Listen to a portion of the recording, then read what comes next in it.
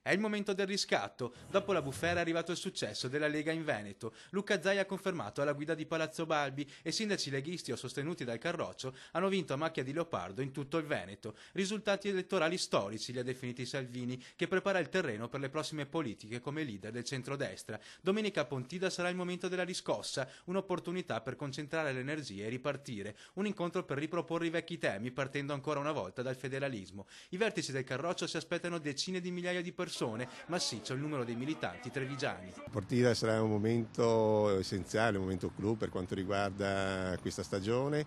Ci sarà gente da tutta Italia a venire a calpestare il suolo di Pontida e saranno fatte delle proposte politiche per far sì che nel prossimo anno appunto ci sia un nuovo governo, un governo di centrodestra con a capo Salvini. Questa volta arriveranno anche centinaia di pullman dal centro-sud per dare il loro sostegno a Matteo Salvini, il segretario federale del Carroccio. Il vento è cambiato nel paese dopo la sconfitta dei democratici, un messaggio forte e chiaro quello uscito dalle urne. La concretezza e le ruspe della Lega e di Matteo Salvini hanno vinto. Queste tornate amministrative hanno dimostrato che Salvini è l'unico leader del centrodestra, quindi per il centrodestra è il leader Salvini che si scontrerà con Renzi molto probabilmente la primavera del prossimo anno. Per questo Pontida sarà un messaggio forte a Matteo Renzi. Per il Premier l'appuntamento di domenica sarà la conferma che il centrodestra ha recuperato le energie ed è pronto alla sfida. Certamente questo centrodestra non avrà gente come Alfano o chi in questo momento ha fatto le porte aperte per quanto riguarda i clandestini in Italia.